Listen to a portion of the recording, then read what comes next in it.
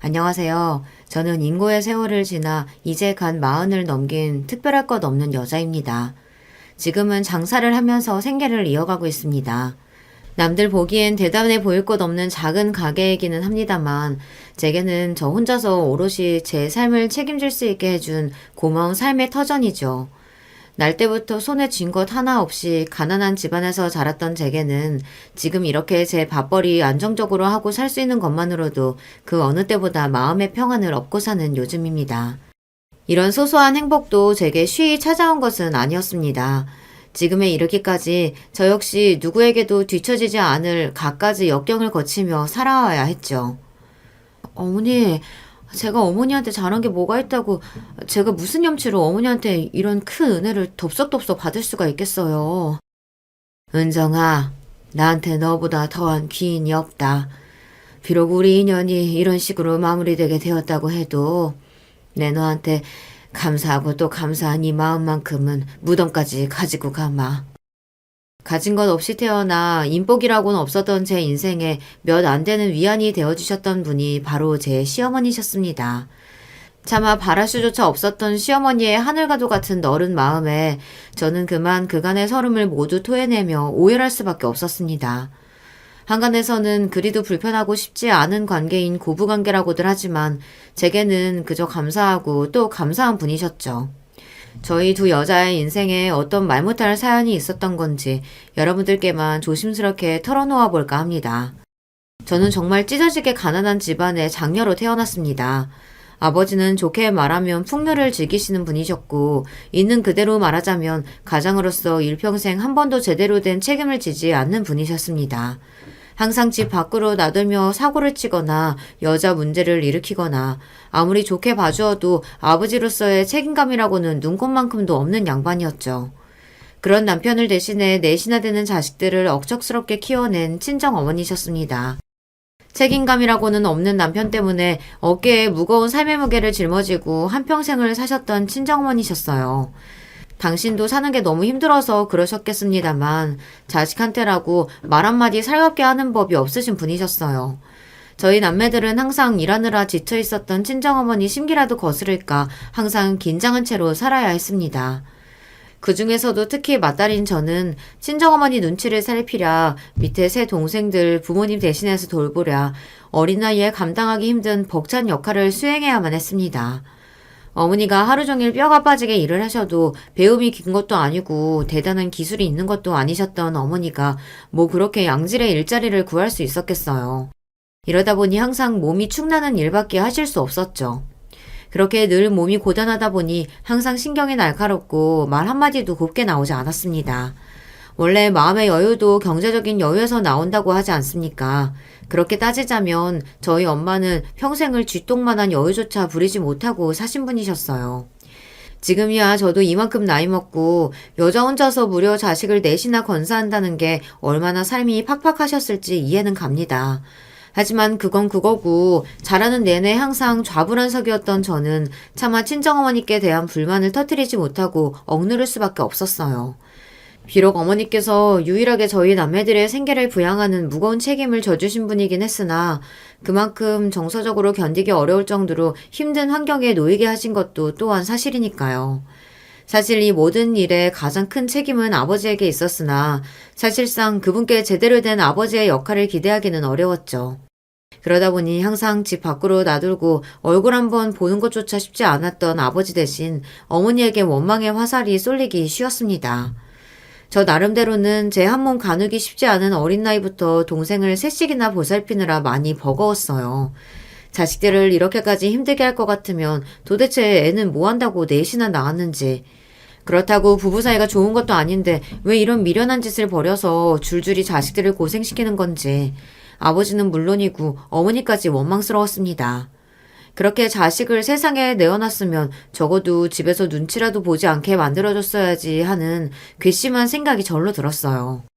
저희 남매가 딸 셋의 막내 아들 하나입니다. 저희 남매 구성만 보더라도 뭐 때문에 이렇게 찢어지게 가난한 집안에 줄줄이 애를 낳았는지 짐작이 가시죠. 네, 바로 아들 하나 보겠다고 없는 형편의 애를 넷씩이나 낳은 거예요. 하지만 아들 낳은 걸로는 제 돌이 다 했다는 듯 굴고 조강지 저와 자식들 부양은 나 몰라라 하는 아버지였습니다. 그렇다고 어머니께서 자식들에게 살가운 모정을 베푸는 어머니도 아니셨고요. 그저 시집 왔으면 그 집안 대에 이어주는 게 여자로서의 당연한 의무라고 생각하는 다소 고제식하지만 그 시절 대부분 여자들이 그랬듯 당연하게 그런 삶을 살아왔던 어머니셨어요. 그러다 보니 저도 모르게 그런 어머니 대신 동생들을 다소 과하게 감싸 안을 수밖에 없었습니다.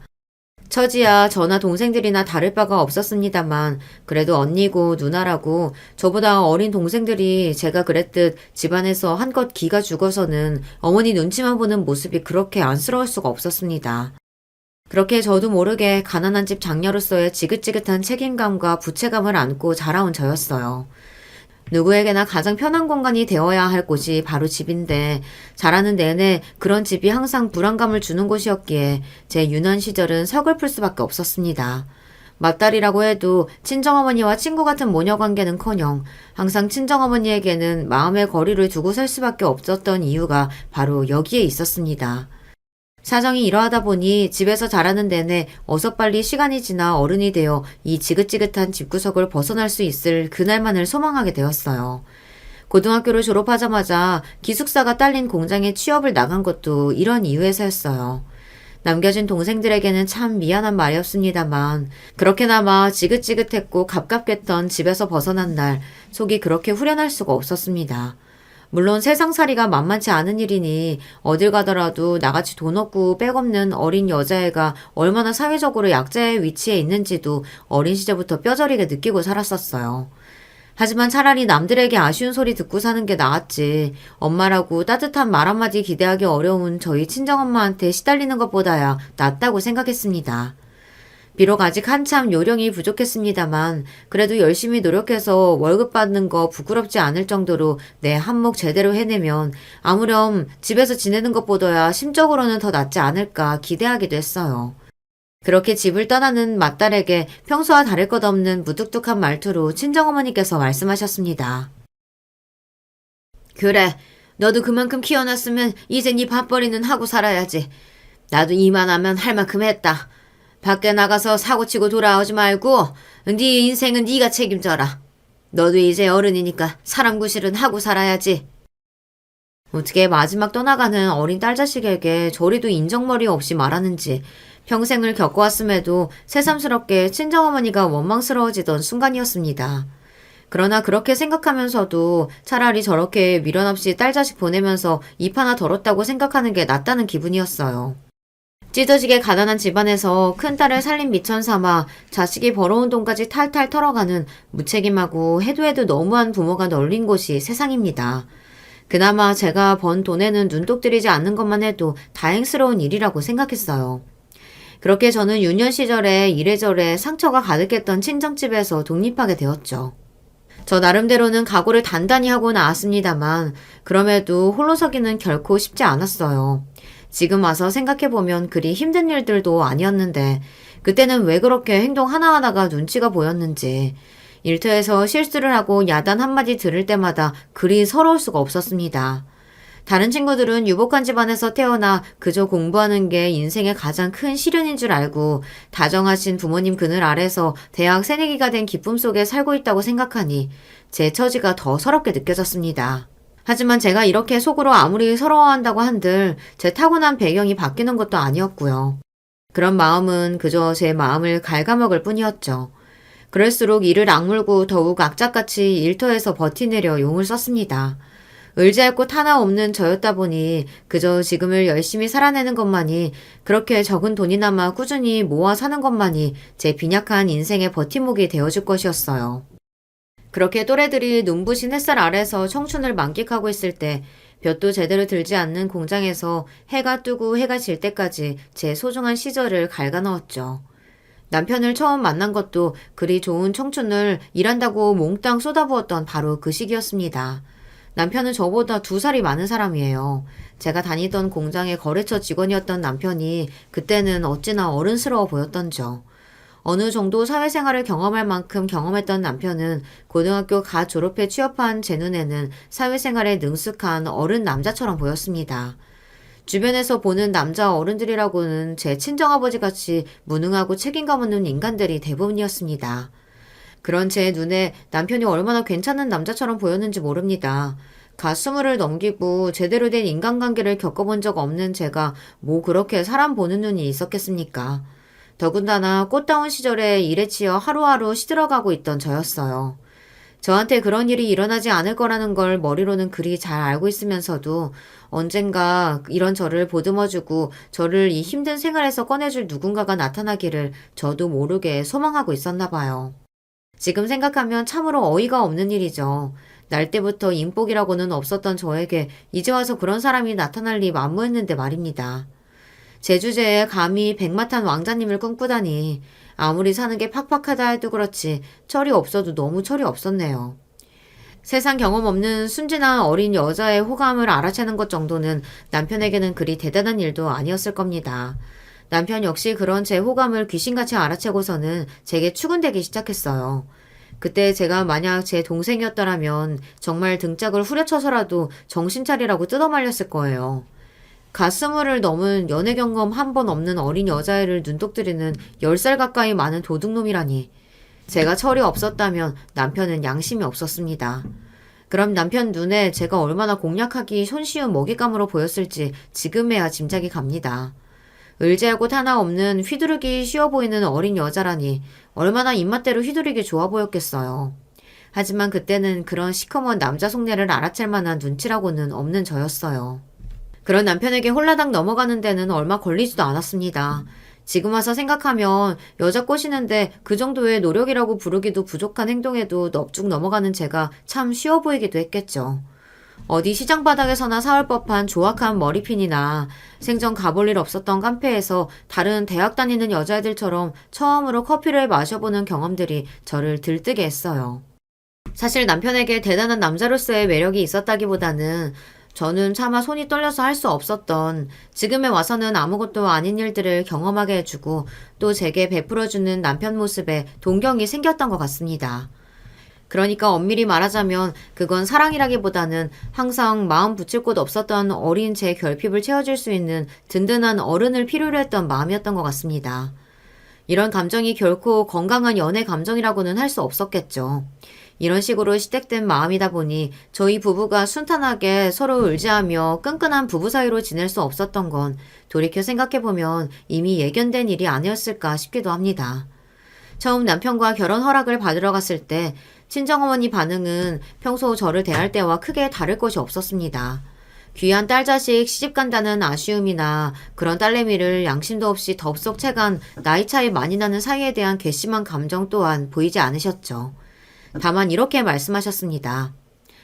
자네가 여기까지 와서 우리 집 꼴을 봤으면 짐작하겠지만 진정이라고 내가 은정이 쟤한테 딱히 해줄 만한 형편이 안 되네. 물론 둘이 결혼까지 한다고 하고 뭐 애까지 들어선 마당에 이런 얘기 진작에 오갔겠지만 혹여나 기대하는 바가 있다면 일찌감치 생각 고쳐먹는 게 좋을 거란 말일세.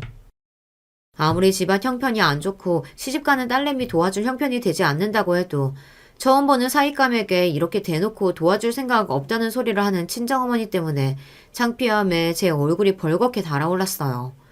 어떻게 딸 자식 시집간다는 순간까지도 제 마음을 이리 헤아리지 못할 수가 있는지 새삼스러운 일도 아니었지만 또다시 어머니로부터 상처받는 마음에 따가웠어요. 게다가 친정어머니께서 말씀하셨듯이 결혼 당시에 제 뱃속에 이미 새 생명이 자라나고 있었습니다. 아직 배가 부르지는 않았으나 결혼도 전에 어린 나이에 나이 많은 남자와 덜컥 아이부터 가졌다는 말에 탐탁지 못한 마음을 숨기지도 않는 친정어머니셨습니다. 엄마에게는 더는 기대치라고는 없다고 생각했는데 그럼에도 아직 실망할 일이 더 남았다는 사실에 스스로 놀라울 정도였습니다. 제 앞가림 할 수 있게 된 그날로부터 곧장 집을 떠나온 것은 역시 잘한 일이라는 생각이 들었어요. 가뜩이나 가진 것 하나 없는 입장에 결혼을 준비하려고 보니 제 궁핍한 처지가 더 여실히 와닿아 주눅이 들 수밖에 없었습니다. 거기다 혼자 내 아이 가진 여자 입장이라는 게 불안할 수밖에 없지 않습니까? 여러모로 심적으로 압박감이 상당했던 상황에서 친정까지 저렇게 나오니 앞으로 내가 기대어 살 수 있는 곳은 오로지 남편이라는 생각이었어요. 시어머니를 채문 뵙기 전까지는 시어머니를 처음 뵙기 전까지는 저도 걱정이 많았습니다. 어린 나이에 덜컥 아이는 들어섰고 남편이 대번에 결혼하자고 하기는 했지만 시댁 쪽에서 어떻게 나올지는 알 수 없었어요. 남편은 홀 어머니 밑에서 자란 외아들이었습니다. 우리 집처럼 눈칫밥 먹는 자식들이 줄줄이 딸린 것도 아니고 시어머니께서 모진 세월 감내하며 귀하게 키워내었을 아들이 분명했어요. 그런 귀한 자식에게 가진 것 하나 없이 친정 배경도 형편없는 나이만 어린 여자가 덜컥 애를 가져서 시집을 온다고 하면 저 같아도 탐탁지 않게 느껴졌을 거라고 생각했어요. 기본적으로 어른들에 대한 불신과 두려움이 깔려있던 저였습니다. 아무래도 제 친정 부모님 영향이 컸겠죠. 내 친부모들한테도 그런 대접을 받고 자랐는데 하물며 시댁 식구들은 피 한 방울 섞이지 않은 남 아닙니까? 더군다나 제가 아무리 철없고 아는 것이 없다고 하더라도 시어머니 자리가 얼마나 어려운 자리인지 정도는 알고 있었습니다. 갔다가 결혼 허락 못한다고 물벼락 맞고 쫓겨나지도 않을까. 시어머니께 인사드리는 날이 다가올수록 긴장감은 더해졌습니다. 그런 저를 보며 남편이 천하태평하게 말했어요. 괜찮아, 괜찮아. 무슨 걱정을 그렇게 하셔. 노인네 맨날 나보고 장가가서 손주 하나 안겨줬으면 하고 그렇게 귀에 딱지가 않도록 잔소리했는데 그 소원 이뤄준 며느리가 나타났으니 너도 쌍수 들고 환영할걸? 그렇게 저를 안심시켜준답시고 남편이 하는 말에도 쉽사리 안심할 수가 없었습니다. 처음 만난 시어머니에게 받았던 첫 인상은 참 고생을 많이 하신 분이셨다는 거였어요. 저희 엄마도 혼자서 억척스럽게 가정 꾸려오시느라 한번 제대로 꾸밀 줄도 모르고 항상 표정에 삶의 무게가 무겁게 깔려 있었습니다만 그래도 저희 친정엄마는 풍채라도 좋으신 편이었거든요. 거기다 타고난 성격 자체가 기세가 대단하신 분이라 그렇게 고생하며 사시면서도 당신 하고 싶은 말은 대차게 다 하고 사시던 분이셨습니다. 그런 저희 친정엄마와 비교하자면 시어머니 인상은 양수남 그 자체였어요. 외소한 몸집에 사치라고는 평생 한 번을 부리지 못한 사람처럼 수수한 차림새가 오히려 제 긴장을 느슨하게 만들어주었죠. 물론 사람을 한 번 보고 다 알 수야 없는 노릇입니다만 적어도 아들한테서 떨어지라며 처음 보는 며느리감에게 찬물 뒤집어 씌울 분으로는 절대 보이지 않았어요. 시어머니께서 입을 여시자 그런 제 생각은 더욱 굳어졌습니다. 고마워요, 고마워요 아가씨. 우리 강태보다 나이도 한참 어리다고 들었는데 이렇게 꽃다운 나이에 우리 같은 사람한테 와줘서 내가 사돈 되실 분들께 어찌나 면목이 없는지 몰라요. 내가 일찍이 강태 아버지 먼저 떠나보내고 별 재주도 없는데 자식 건사한다고 이 나이가 먹도록 제대로 가진 것도 없이 살았어요. 남의 집 귀한 딸 맞이하며 이런 얘기하기 참 민망스럽지만 그래도 이런 우리한테라도 시집와 주겠다고 해서 내가 아가씨한테 정말 고맙고 또 고맙습니다. 엄마는 그렇게 노래 부르던 며느리를 데려왔는데 아들 최면은 못 살려줄 망정 별소리 다 하고 있어. 은정아, 내가 뭐랬어? 우리 엄마 절대로 너 반대할 일 없다고 그랬지? 너나 엄마나 싫은 소리 할 줄도 모르고 사람들이 순해가지고 성격도 잘 맞을 거야. 서로 조심한다고 조근조근 말하고 있는 시어머니와 저 사이에서 기분이 여간 좋은 게 아니었는지 호탕하게 웃음을 터뜨린 남편이 신이 나서 말했습니다. 남편 하는 행동이 시어머니께 조금은 버릇없게 느껴져서 당황하긴 했어요. 저희 집 같았으면 어림도 없을 일이었습니다. 사윗감이든 누구든 누가 보고 있다고 해도 절대 그 꼴을 참지 않고 철썩 메타작을 날릴 친정어머니셨어요. 그런데 그런 남편 하는 말에도 별다른 대꾸도 없는 시어머니였습니다. 남편과 시어머니 사이에 늘 있어왔던 일이라는 걸 짐작할 수 있었죠. 어쨌든 제 입장에서는 감사할 따름이었습니다. 마음속으로 최악의 최악까지 가정하느라 며칠간 속이 바짝바짝 탔던 저였습니다. 가뜩이나 아이 가지고 신경이 예민해져서 음식을 받아들이기가 쉽지 않았는데 거기에 시어머니 만난다는 스트레스까지 더해지니 며칠간 거의 제대로 먹은 것이 없었어요. 그런 저를 보고 남편은 옆에서 사람이 이렇게 담이 적어서 어쩌겠냐는 둥 잔소리를 해댔지만 그럼에도 음식을 목에 넘길 수 없는 건 어쩔 수 없더라고요. 그런 제 안색을 가만히 보시더니 시어머니께서 앞에 놓인 접시들을 제 앞으로 밀어주셨습니다.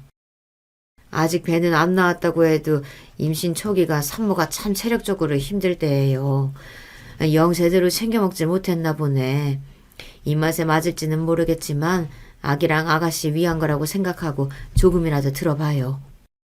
딸 시집 보내는 친정어머니나 아이 들어섰다는 제 말에 뛸 듯이 기뻐하던 남편에게도 저리 따스하고 다정한 목소리를 들어보지는 못했습니다. 저도 모르게 주책스럽게 괜히 울컥 눈물이 날 것 같더라고요.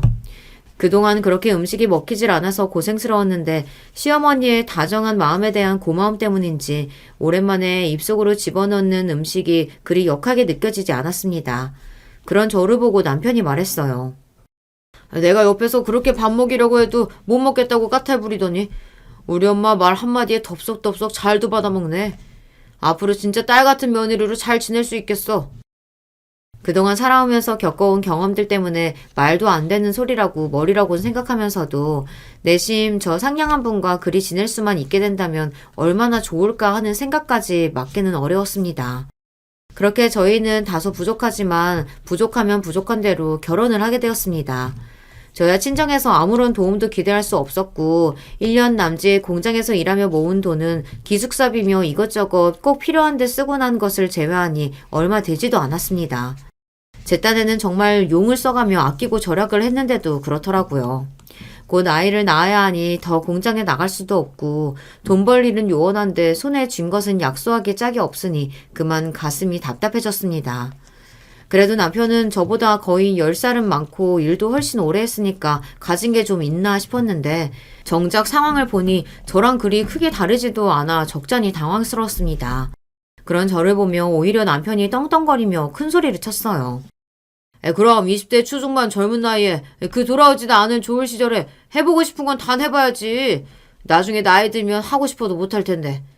후회가 없으려면 사람이 좀 놀기도 해보고 누리기도 해보고 그래야지. 그렇게 평생의 추억이 될 좋은 기억과 경험을 쌓아가야 할 나이에 새파랗게 어린 여자 임신시켜 놓은 것 치고는 다소 뻔뻔한 발언이었습니다. 하지만 처음에 저 임신했다는 말을 들었을 때 혹여나 아이 가진 저를 짐처럼 생각하고 나 몰라라 버리지는 않을까 피가 말랐던 걸 생각하면 그때 기다렸다는 듯 결혼 얘기를 꺼낸 남편에 대한 고마운 마음이 아직 남아 있었습니다. 고작 그런 일에도 살았구나 하는 생각이 들며 감사한 마음을 품는 저였어요. 그만큼 사람에 대한 기대치가 낮았으니 그럴 만도 했겠죠. 남편은 이제 가장이 되고 곧 아이도 태어날 참이니 자기가 더 힘을 내야 하지 않겠냐며 매일같이 야근을 하는 탓에 임신한 저를 돌봐주는 일은 시어머니께서 전담하게 되었습니다. 결혼하면서 시댁에 합가하게 되었기에 시어머니를 모시고 살게 되었습니다. 하지만 사실 말이 모시고 사는 거지 시어머니 지내시는 집에 저희 부부가 얹혀 사는 거나 마찬가지였습니다. 신혼집 살 돈은커녕 부부 둘이 살 반지하 월세방 보증금도 간당간당한 저희 사정이었으니 사실 선택의 여지가 없는 일이기도 했습니다. 저희 부부 둘끼리라면 또 몰라도 곧 태어날 아이도 있으니까요. 저희야 아직 젊고 좀 고생스럽더라도 스스로 선택한 길이니 그렇다 치더라도 갓 태어난 아이까지 그리 고생시킬 수는 없는 일이었습니다. 감사하게도 시어머니께서 먼저 제게 집에 들어와 살 것을 제안해 주셨습니다. 내가 모아놓은 재산이라도 좀 있어서 하나 있는 아들 며느리한테 신혼집이라도 턱턱 해줄 수 있으면 그것만큼 좋은 게 없겠지만 이 볼 것 없는 늙은이 주제에 그런 형편은 되질 않으니 너한테는 참 미안하구나. 아니에요. 그게 무슨 말씀이세요? 오히려 저희 때문에 어머니 지내시는 게 불편해질까봐 저는 그게 걱정이에요. 아이고, 그런 걱정이랄 할 것 없어. 식구라고 해봐야 그동안 강태랑 둘뿐이었고 그나마도 저 녀석 머리 좀 굵고 나서는 항상 밖으로 놔두느라 거의 혼자 지낸 거나 진배 없어. 넓지도 않은 집인데 노인네 혼자 있다 보면 가슴이 휑한 기분이었는데 이리 고운 새아가에 그 손자 녀석까지 생긴다고 생각하면 오히려 이런 늙은이 청 받아준 게 감사할 따름이지. 저는 살면서 저한테 이렇게 상냥하게 말씀해주신 어른은 처음이었어요. 저희가 시어머니 신세 지는 죄송스러운 입장임에도 불구하고 마치 당신을 봉양하기라도 하는 듯이 항상 제게 고맙고 또 미안해하시는 시어머니가 처음에는 의아할 지경이었습니다. 제가 미처 시어머니께 마음을 완전히 열지 못하고 있던 그 순간에도 제가 며느리가 되기로 결정된 그 순간부터 저를 자식처럼 받아들여 주신 시어머니였어요. 그 아량 있고 넓은 마음을 생각하면 지금도 그 큰 마음에 눈물이 나올 것만 같습니다. 그렇게 저희는 한 집에서 서로 의지하며 다독이며 진정한 가족이 되어갔습니다. 아이를 가졌음에도 다른 산모들처럼 남편의 살뜰한 돌봄을 기대하기는 어려웠어요. 마을회관을 빌려 치렀던 조촐한 결혼식이 끝난 직후부터 곧장 시어머니 집으로 들어가 살게 되었어요. 신혼여행 같은 건 꿈도 꿀 수 없었습니다. 아직 임신 초기고 섣불리 움직였다가 애 어떻게 될지도 모르는데 무슨 수로 신혼여행을 가겠어. 표면적으로는 저나 뱃속 아이의 안전을 걱정해서 하는 말 같았지만 남편이 신혼여행에 들어갈 돈이 아깝다고 생각하는 것 정도는 어렵지 않게 눈치챌 수 있었습니다. 제가 임신한 이후로 눈에 띄게 제게 씀씀이가 줄어드는 남편이었어요. 그때는 앞으로 결혼하고 아이나 키우려면 들어갈 돈이 한두 푼이 아니니 남편 입장에서도 바짝 허리를 졸라맨 거라고 생각했지만 지금에서 생각하면 이제 다 잡은 물고기에 굳이 밥 줄 필요가 없는 거였겠죠. 그러니까 남편에게 있어 저의 가치는 고작 그 정도였던 겁니다. 아직 신혼 초였고 첫 아이를 가지고 있는 좋은 시절이었음에도 불구하고 가슴이 뻥 뚫린 듯한 기분을 느껴야만 했습니다. 그때 제 나이가 고작 20대 초반이라는 걸 감안하면 어린날에 제가 참 가여워서 마음이 아릴 지경이에요. 원래 임신하면 산모 마음이 하루에도 수백 번씩 널뛰곤 하는데 그걸 함께 보듬어가며 헤쳐나가야 할 남편은 제 안위에 그다지 신경을 쓰지 않는 것 같으니 심적으로 많이 위축될 수밖에 없었습니다. 제가 평생을 저희 친정어머니 밑에서 눈치 보며 살아오지 않았겠어요. 그런 식의 눈칫밥은 이골이 난 저였어요.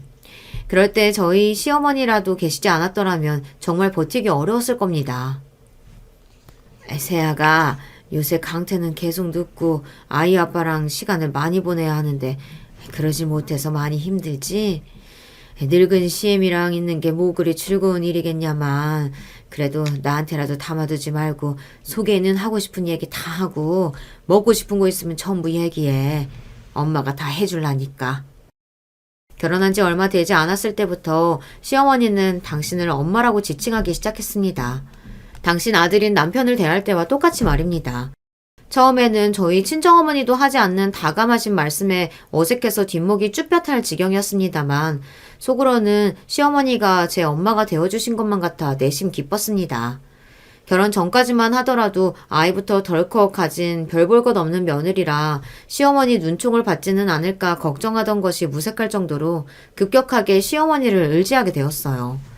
그제야 내가 독립적인 성격이라서 어른들의 손을 빌리려 들지 않았던 게 아니라 단지 나를 이렇게 감싸 안아줄 어른이 없었기에 일찌감치 그런 따스한 보호자의 품을 포기했다는 것을 그때서야 알 수 있었습니다.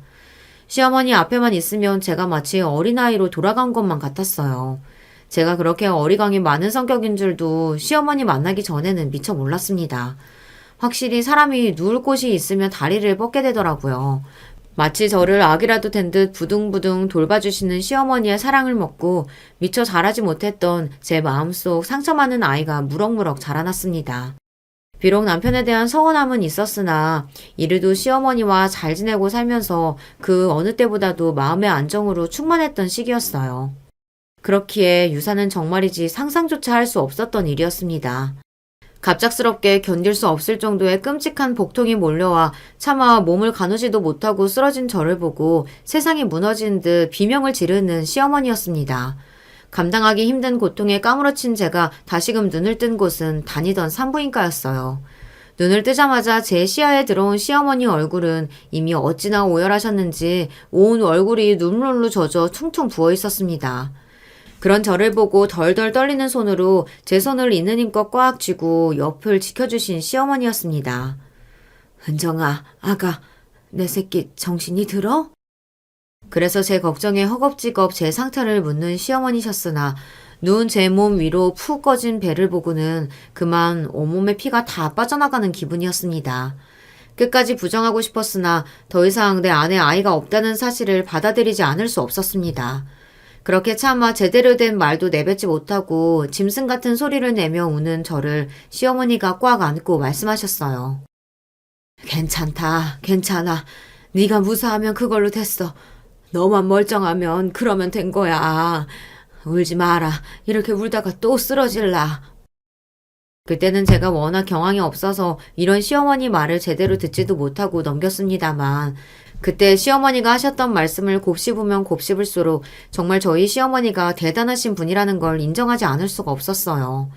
아무리 사람 몹성이 중하다고 하지만 그리 기다리고 기다리던 손자를 잃지 않으셨습니까? 그럼에도 불구하고 그에 대한 말은 일절 한마디 꺼내지도 않는 시어머니셨어요. 그저 사람 도리를 지키려고 그러셨던 게 아니라 시어머니 눈에는 진심 어린 저에 대한 걱정이 가득했습니다. 저희 친정엄마도 저한테 그렇게는 못하셨어요. 심지어 남편도 제가 아이를 잃었다는 소식에 당황하며 차마 직접적으로 얘기하진 못한다고 하더라도 눈에 아이에 대한 미련이 뚝뚝 떨어진 것을 알아채지 못할 수가 없는 저였죠. 오로지 아이가 아닌 저만을 걱정해 주신 분은 시어머니 한 분뿐이셨어요. 그런 시어머니에게 귀한 손자를 잃게 했다는 죄책감과 그럼에도 저를 염려해 주신 마음에 대한 감사함이 뒤죽박죽 섞였습니다. 아이를 잃고 나서 남편과는 더욱 대면대면해졌습니다. 남편이 직접적으로 유산에 대한 책임을 제게 묻지는 않았으나 은근히 제게 틱틱대는 것을 눈치채고 있었어요. 그전까지 별다른 징조 없이 무던하게 지내왔기에 저희 세 식구 모두 예상치 못한 상황이었습니다만 그럼에도 남편은 무의식적으로 유산의 책임을 제게 돌리고 싶어하는 것 같았어요. 저는 저대로 아이를 잃었다는 것만으로도 스스로를 죄인이라고 자책하고 있었으니 남편의 그런 행동에 상처를 받으면서도 속 시원히 화 한 번 낼 수 없었습니다. 남편은 저 임신한 동안 정작 저나 아이에게 별로 신경도 쓰지 않았으면서 마치 아이에 대한 소유권이 자기에게 있는데 그걸 제 실책으로 잃어버렸다고 여기는 듯 했습니다. 생각해보면 제가 임신했다고 했을 때 당황스러운 마음보다는 임신 소식을 반기던 남편이었어요. 그게 저와의 사이에서 아이가 생기고 저와 결혼할 수 있어서 기뻤다기보다는 어리고 건강한 여자와의 사이에서 고대했던 자식을 볼 수 있으리라는 기대감 때문이었다는 걸 뒤늦게야 눈치챌 수 있었습니다. 이렇게까지 비약하지 않으려고 무진장 애를 쓰기는 했습니다만 굳이 내가 아니더라도 만나던 어떤 여자라도 임신했다면 좋아라 하며 결혼했을지도 모르는 남편이라는 생각이 한번 들자 계속해서 그 생각이 저를 괴롭혔습니다. 그렇게 남편과 수년에 이르는 냉정기가 이어졌어요. 이제는 외박을 하면서도 제 눈치조차 보지 않는 남편이었습니다. 그렇게 저를 보란듯이 홀대하는데 저라고 남편에 대한 감정이 좋을 수가 없었어요. 거기다 며칠에 한 번 얼굴을 보려치며 제게 있는 대로 폭언을 쏟아내는 남편이었습니다. 너는 대체 어디가 어떻게 잘못돼서 남들 턱턱 나는 애 하나 못 낳냐? 볼 거 아무것도 없어도 그래도 몽둥이 하나는 튼튼하니 자식 새끼 여러 무난하게 낳아줄 줄 알았더니만 네가 내 집에 얹혀 살면서 도대체 하는 게 뭐야? 유부남이라는 게 집 밖으로 놔두면서 그게 당신이 나한테 할 소리야? 부부 사이가 이렇게 극으로 치닫는데 뭐 좋다고 저런 사람이랑 애를 만들겠어요. 그리고 내가 제 돈을 축내고 있다니 그나마 쥐꼬리만한 월급 제때 집으로 가져오지도 않는 남편이었습니다. 시어머니와 제가 부업이며 주변에서 일거리를 부지런히 가져와 생계를 꾸리는 판이었어요. 그렇게 날로 제 아내에 대한 폐악이 심해지는 당신 아들을 보며 자기가 죄를 지은 것도 아닌데 그만 제 앞에서 죄인이 되어버린 시어머니였습니다. 은정아, 이게 다 내 탓이다. 전부 내 잘못이야. 내가 젊은 나이에 강태 아버지 먼저 보내고 저놈 하나 남았을 때 가뜩이나 없는 집안에 아비까지 없으니 밖에 나가서 무시라도 당할까 싶어 저는 기죽을까봐 싫은 소리 한 번을 제대로 못했는데 그래서는 안 되는 거였어. 설마 제 어미 우습게 여겨서 함부로 행동하던 걸 제 마누라한테까지 그대로 할 줄은. 내가 잘못 가르쳤다. 내가 잘못 가르쳤어. 나 하나 참고 살면 된다고 생각했는데 그런 미련한 늙은이 생각이 너까지 힘들게 만들었다. 미안하다. 엄마가 미안해. 그러지 좀 마세요. 왜 어머니가 사과를 하세요? 그렇게 시어머니께서 제게 죄인처럼 눈시울을 붉히며 사과하실 때마다 제 가슴은 더욱 찢어지는 듯 했습니다. 잘못한 사람은 따로 있는데 상처는 시어머니와 저만 받고 있다는 게 억울했어요. 애초에 시어머니 아니었으면 저런 고약한 인간 몇 년씩이나 참아주며 이 집에 버티고 있지는 않았을 겁니다. 제가 그 인간을 참아주는 유일한 이유는 바로 시어머니였습니다.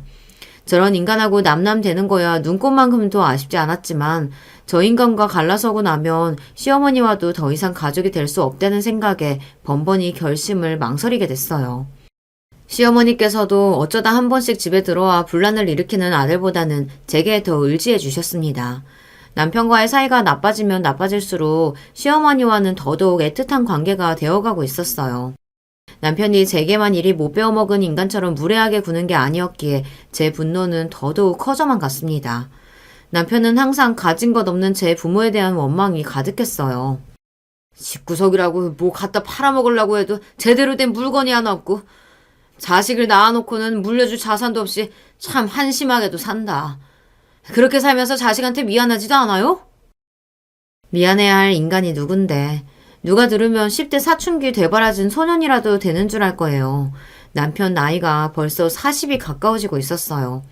시어머니께서 하나 있는 아들에게 부모로서 해줘야 할 거 못해주며 사신 분은 절대 아니었어요.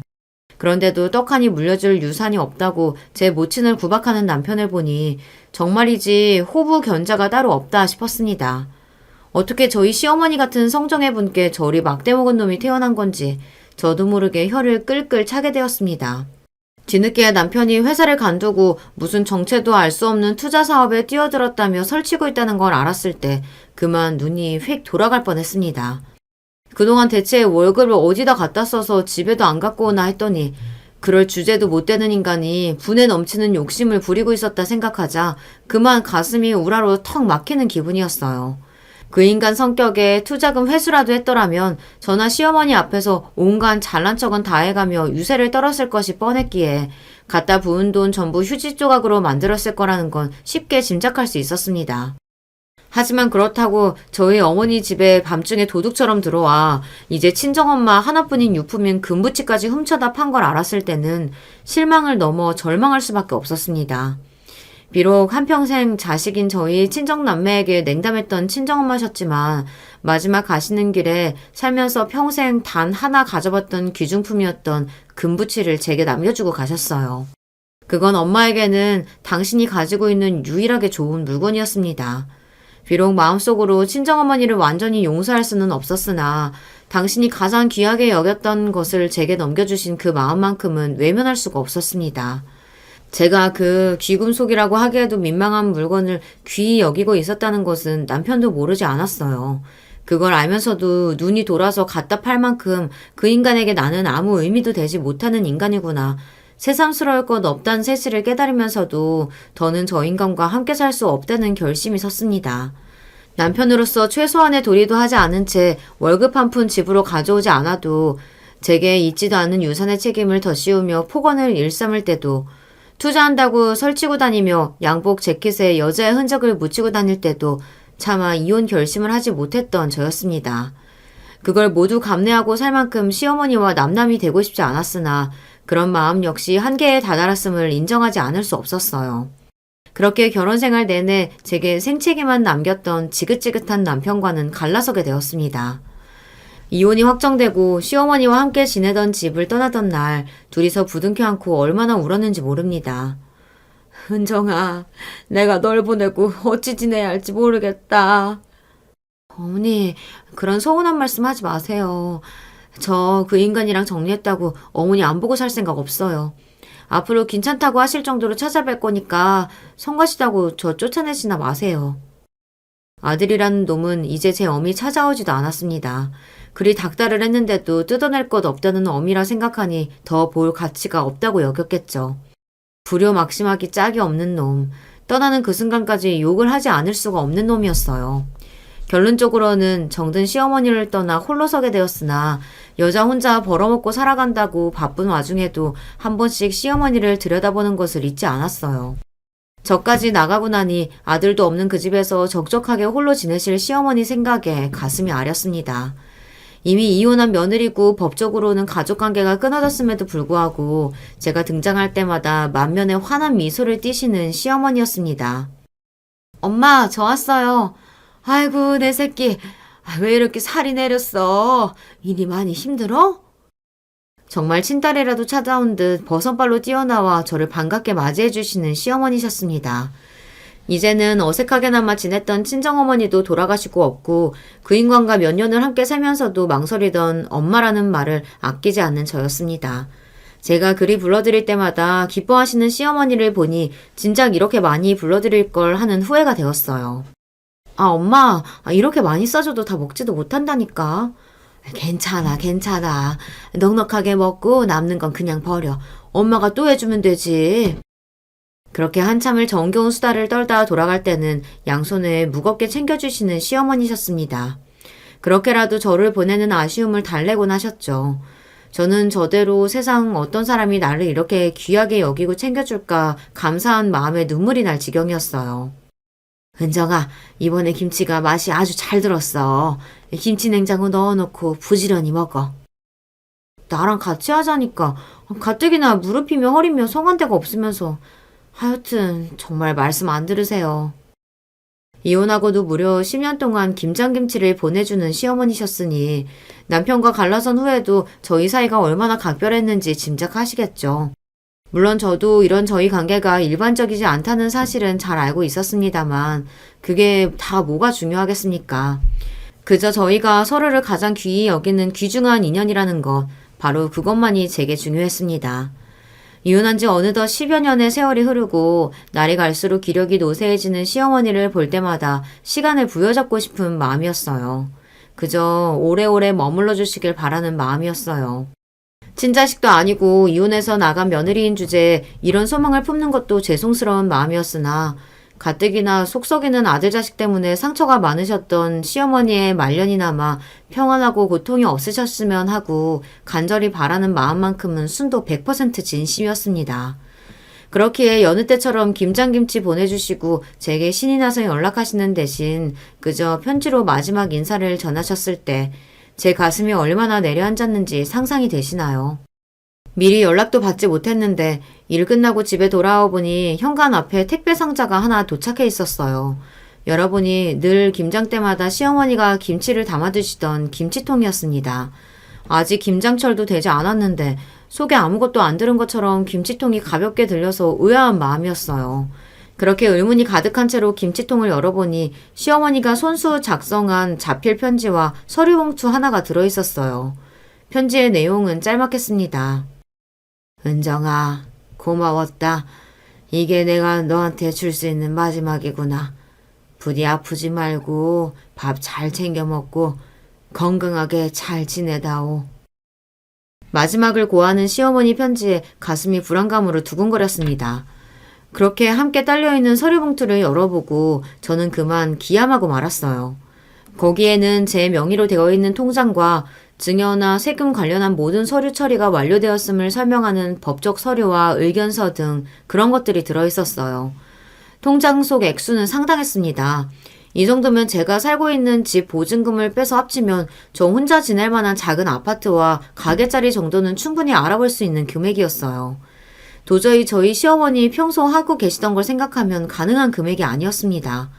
돈은 둘째치고 김치통에 통장과 자필 편지만을 남기고 홀연히 사라져버린 시어머니 때문에 저는 그만 돌지경이었어요. 그날부터 일 마치고 나서 도대체 시어머니가 어디로 사라졌는지 수소문하고 다니느라 거의 정신 나간 사람처럼 지냈습니다. 제가 시어머니를 찾아낸 곳은 변두리의 한 요양원이었어요.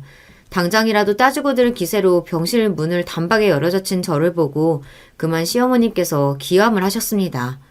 은정아, 네가 여길 어떻게? 엄마가 말 한마디 없이 그렇게 사라졌는데 내가 이 돈 받고 아이고 감사합니다 하고 넙죽 받아먹을 줄 알았어? 엄마 어쩜 저를 이렇게 걱정시킬 수가 있어요? 그렇게 간신히 찾아낸 시어머니 얼굴에 안도하고 울음을 터뜨렸어요. 그런 저를 보고 쩔쩔매시던 시어머니 역시 결국은 눈물을 훔치고야 마셨습니다. 스스로 요양원에 들어갈 결정을 하셨을 만큼 투병 사실을 알게 되고도 시어머니께 남은 시간이 얼마 되지 않았습니다.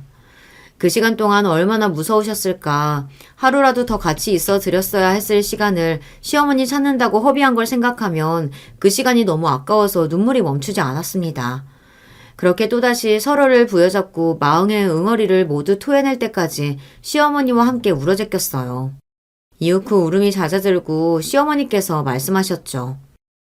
내가 자식 새끼 잘못 키워 어린 너 시집와서 못 볼 골만 잔뜩 겪게 하고 그런데도 나 같은 모자란 여자를 엄마라고 불러주고 내 속으로 낳은 자식 새끼보다 더 과분한 자식 노릇 해준 너인데 그런 너한테 마지막까지 부담 주고 싶진 않았어.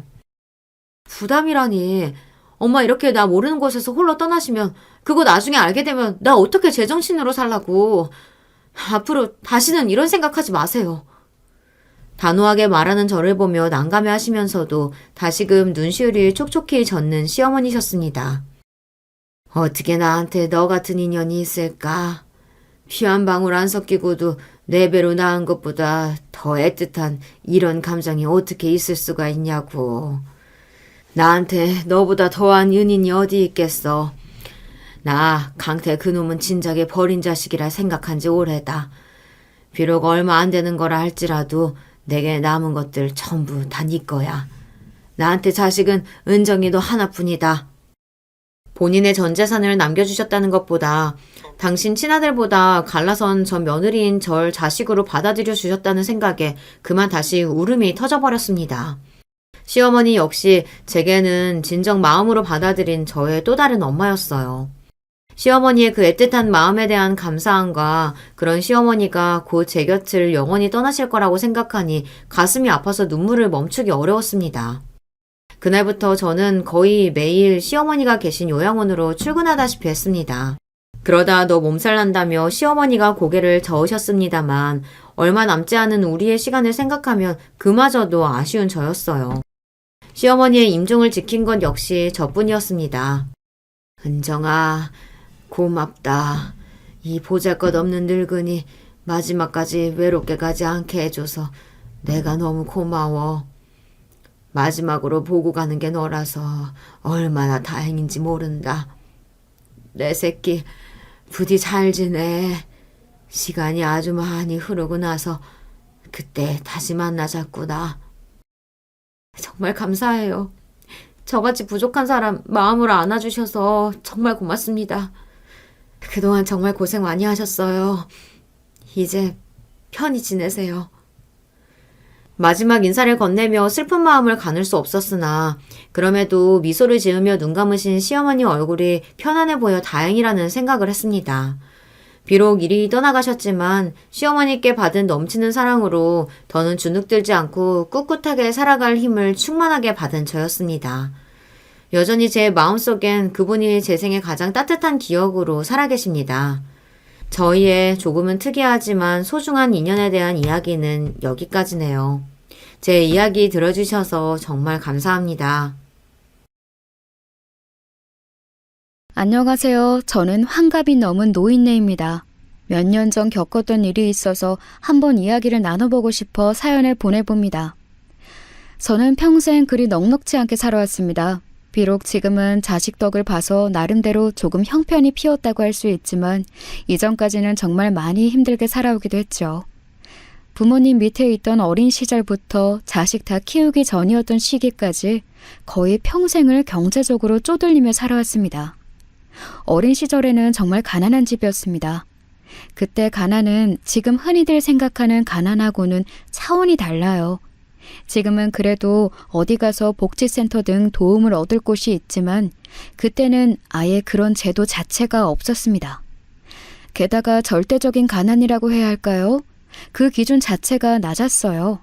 어린아이들은 가난해서 라면을 먹는 게 아니라 정말로 그냥 생으로 굶었습니다. 밥이 생기면 눈치 보다가 밥 조금 더 퍼서 먹으려고 애쓰고 그러다가 어머니한테 혼나는 것을 반복했었죠. 학교에 다니는 아이들은 선생님이 우유 급식을 주기는 하셨지만 급식비를 가져오지 않아서 꾸지람을 듣기도 했습니다. 저도 그랬었고요. 다행히도 지금처럼 학교에 돈이 많이 들지는 않았지만 그래도 준비물이나 학급비 등 조금씩이라도 돈이 필요한 구석은 그때도 있었죠.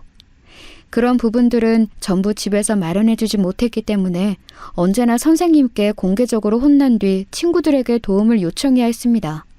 다행히도 당시 친구들이 좋은 아이들이 많아서 그리고 지금처럼 아주 인심이 각박한 세상이 아니라서 자연스럽게 준비물과 먹을 것은 나누어주는 아이들이 많았어요.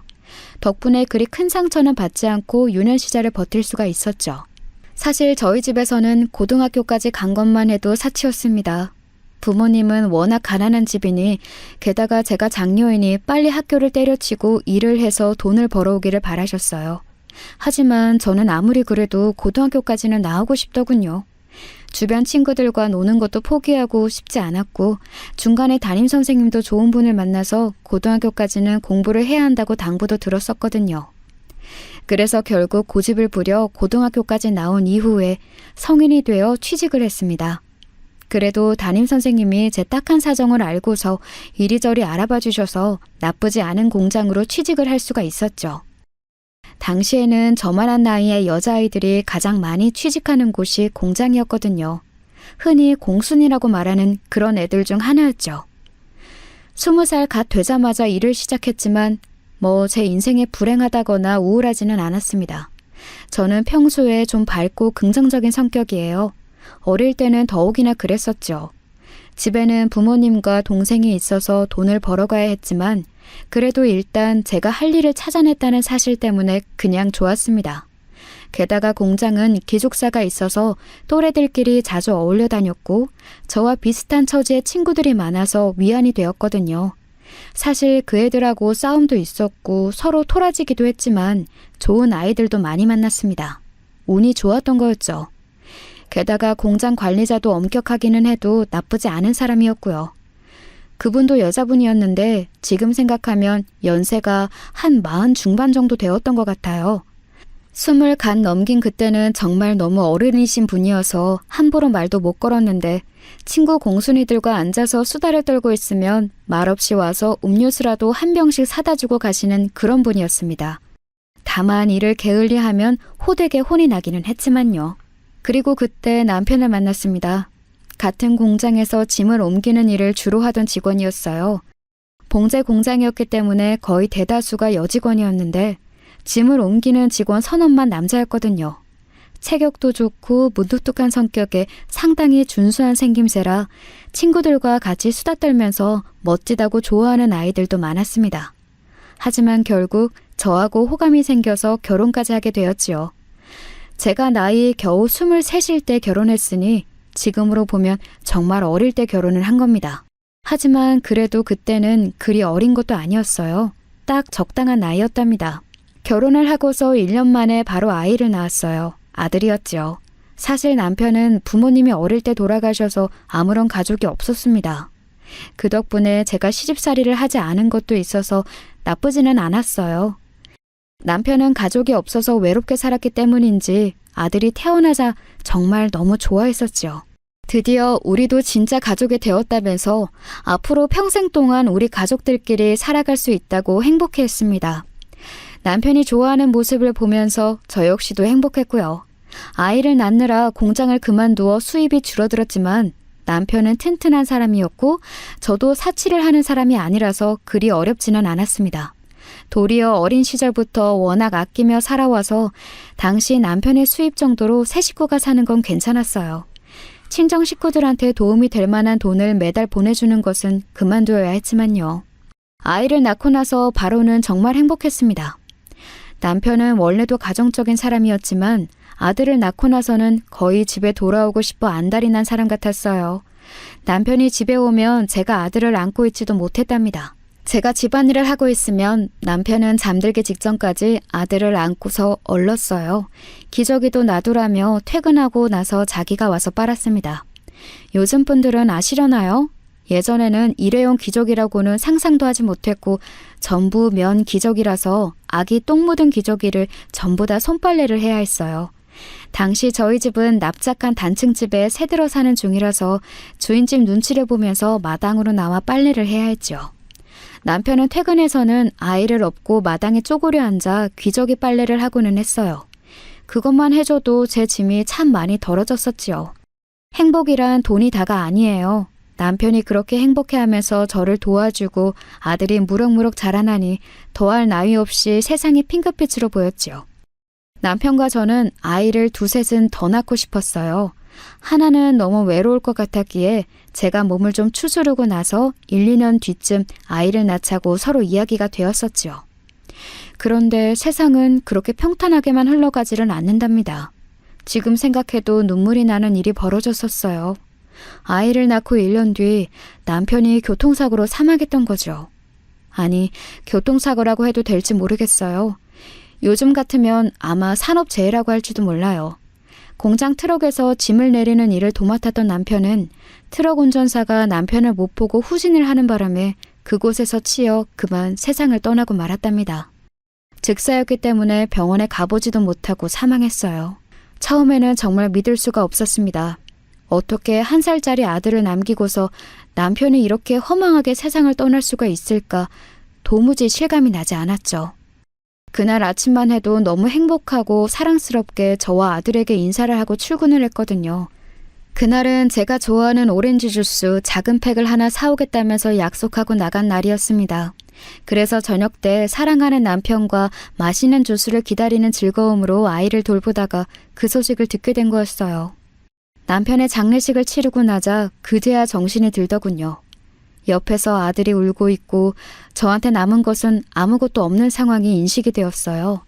남편은 성실하게 돈을 벌어왔지만 세 식구가 한 달 벌어 한 달 먹고 사는 상황이었기 때문에 당연히 모은 돈은 없었죠.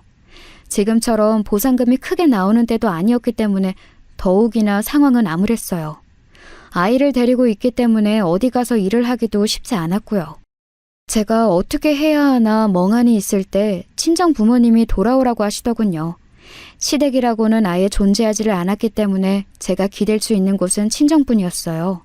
저는 얼마 안 되는 짐을 싸들고서 친정으로 돌아가 아이를 부모님께 맡기고서 다시 공장으로 출근하기 시작했습니다. 다행이라고 해야 할까요? 제가 이미 일하던 공장이었고 남편이 그곳에서 사망했기 때문에 공장에서는 기꺼이 제게 일자리를 주었어요. 남편이 사망한 곳에서 다시 일을 시작한다는 게 가슴이 무너져 내렸지만 제게는 아들이 있었습니다. 무슨 일이 있어도 아들을 잘 키워내야 했죠. 돈을 벌 수 있다면, 그래서 아들을 제대로 키울 수 있다면 무슨 일이라도 할 수 있었어요.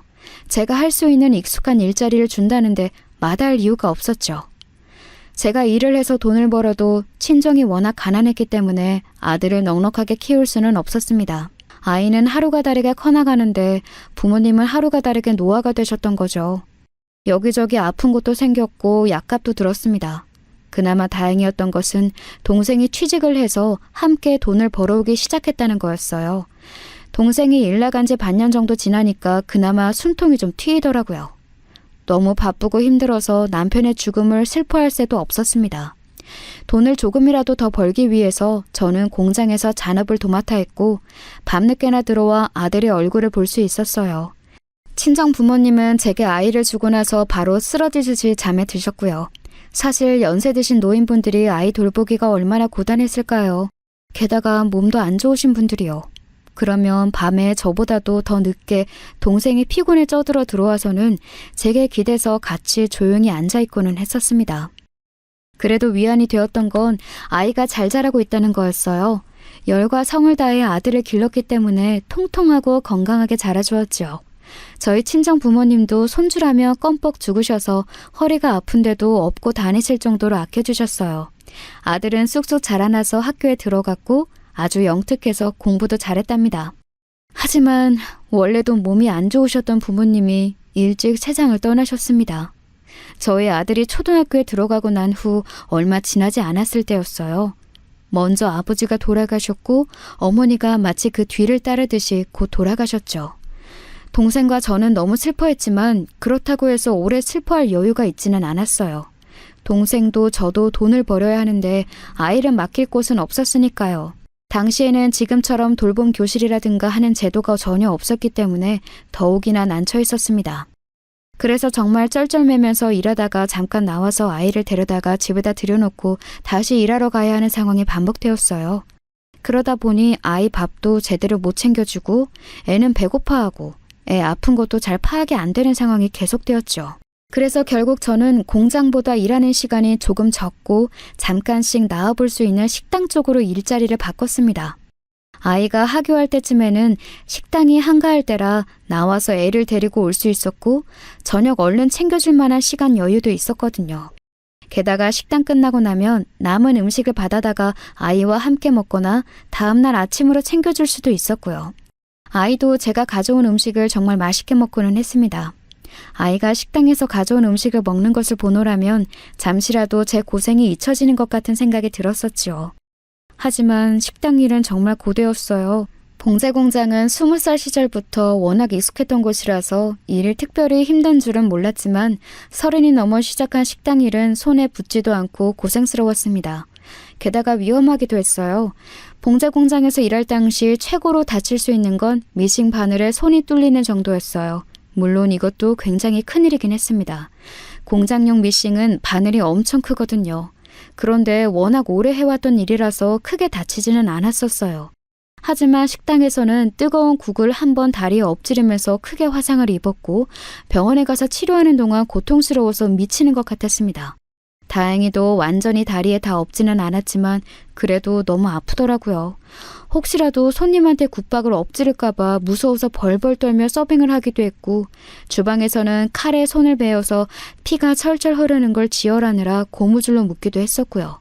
엄청나게 세게 묶어도 제대로 피가 멎지를 않아서 난처해하고 있는데 주인은 그냥 고무장갑 끼고 피는 안 묻게 일을 하라고 지시하더군요. 제 손이 어떻게 되는지는 주인의 안중에 아예 없다는 걸 알았던 그 순간 얼마나 서럽던지요. 고생도 많이 하지만 식당 일로 버는 돈은 봉제 공장에서 버는 것보다는 적었습니다. 일하는 시간 자체가 좀 적기 때문이었죠. 그래도 동생이 여전히 돈을 벌어오고 있었기에 거기에 의지해서 아이와 저 동생이 살아갔어요. 하지만 동생도 나이가 찼기 때문에 몇 년 지나지 않아 결혼을 해서 따로 나가 살게 되었습니다. 그 시기 정말로 막막했어요. 제가 벌 수 있는 돈은 한정되어 있는데 아이는 계속 크고 있고 그렇다고 공장과 식당에서만 일했던 30대의 여자를 어디 좋은 일자리에 써줄 리도 없었고요. 동생이 결혼하면서 정말로 제가 버는 돈으로만 모자가 먹고 살아야 하는데 눈앞이 캄캄하더군요. 애를 중학교에 보내고 난 뒤에는 더했죠. 아이가 워낙 공부를 잘해서 초등학교 시절에도 영재반이니 뭐니 보내라고 선생님이 말씀을 많이 하셨어요. 하지만 제가 아이한테 신경 쓸 겨를도 없었고 참가비를 낼 돈도 없어서 조금도 아이를 보낼 수가 없었죠. 중학교에 간 뒤에도 마찬가지였어요. 선생님이 부모님 면담하자고 하면 식당에서 애를 써서 하루를 비워서 가고는 했었죠. 그러면 선생님이 우리 아들은 정말 공부를 참 잘하고 모범적이라면서 특목고를 보내야 한다고 말씀하셨어요. 그럴 때마다 저는 너무 죄송스럽다고 제가 너무 힘들어서 그럴 수가 없다고 굽실거리면서 사과의 말씀을 전해드리고는 했습니다. 선생님들은 매번 안타깝다는 듯한 얼굴이셨고요. 하지만 정작 저희 아들은 조금도 아쉽다는 내색을 한 적이 없었어요. 초등학교 시절부터 사교육이라고는 아무것도 하지 않아도 반 1등을 놓친 적이 없었거든요. 그런데 중학교 들어가자마자 반이 아니라 전교에서 1, 2등을 하면서 성적에 치솟았습니다. 선생님 말씀으로는 아이가 너무 똑똑하고 성숙하다고 하시더라고요. 나한테 어찌 이런 아들이 왔는지, 박복한 인생에 이런 자식이 한 줄기 빛이 되는 것인지 하는 생각에 너무 감사했었어요. 그런데 제대로 뒷바라지를 못해주니 그것만으로도 벌써 한이 될 것 같아서 걱정이 되기도 했습니다. 하지만 아들은 한 번도 거기에 대해서 저한테 말을 한 적이 없었어요. 애가 말수도 많지 않고 과묵한 아이였지만 생김새도 굉장히 준수한 편이었거든요. 딱 제 아버지를 닮은 모습이었어요. 아직 어려도 엄마 마음에 굉장한 기둥이 되어주는 아들이었지요. 아들은 제가 너무 힘들어하면 간혹 가슴 아파하면서 제 손을 잡고 조금만 기다려달라고 했습니다. 자기가 고등학교만 졸업하고 나면 그때부터 저를 버려먹어 살리겠다면서요.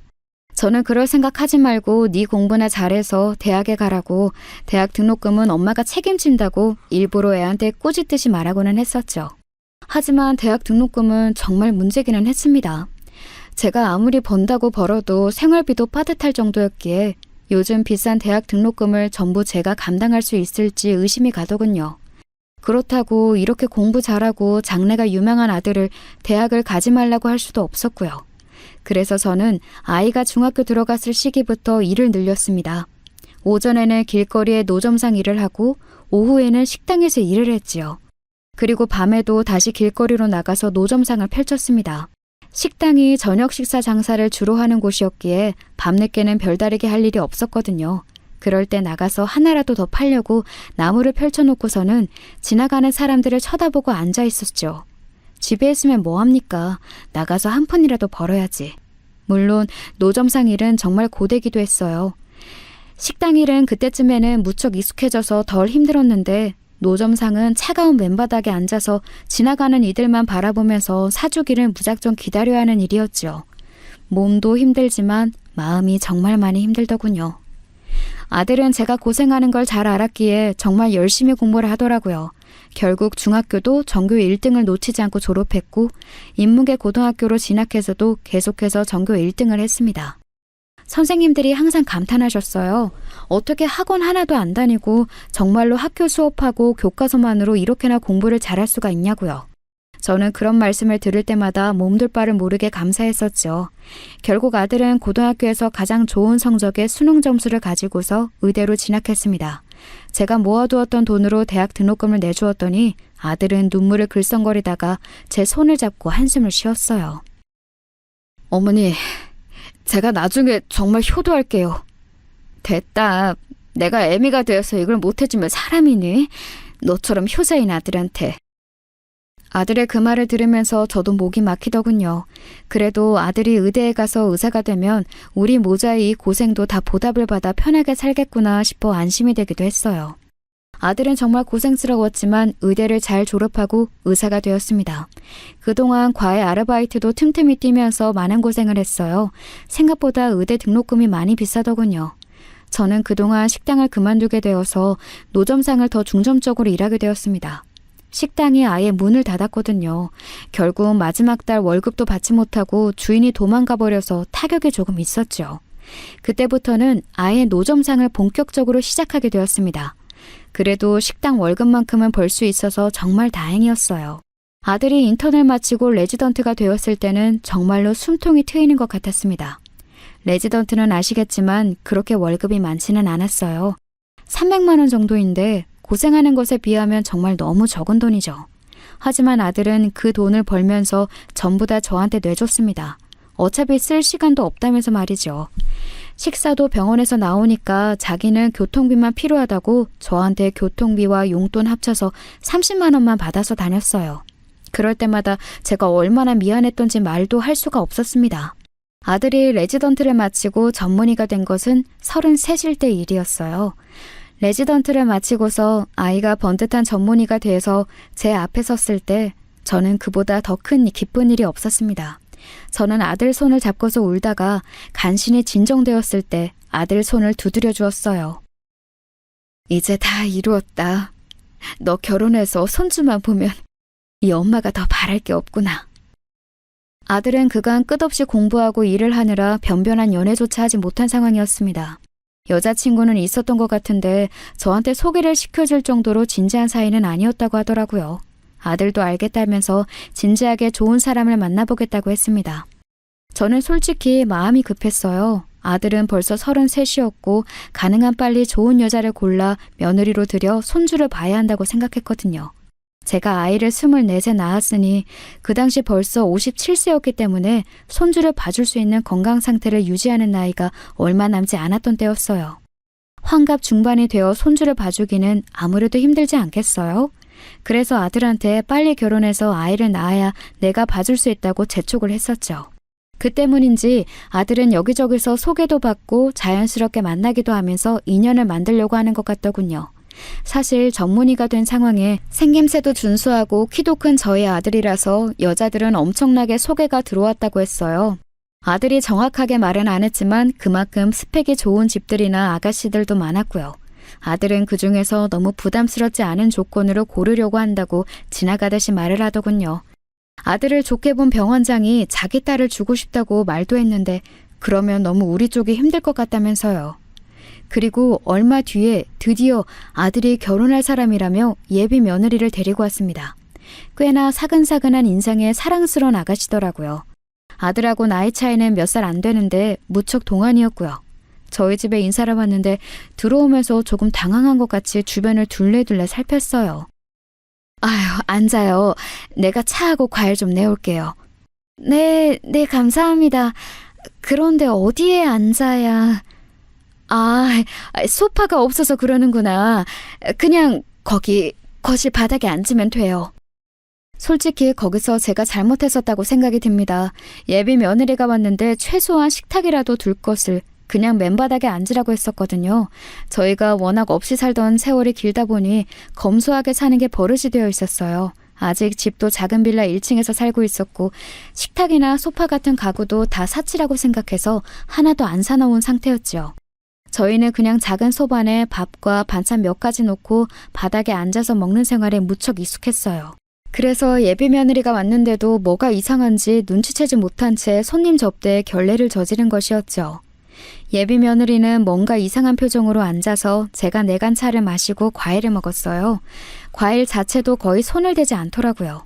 아들은 원래 말도 없는 타입이라서 조용했고요. 제가 물어보니 예비 며느리네 부모님은 상당히 잘 사는 사업가이신 것 같았어요.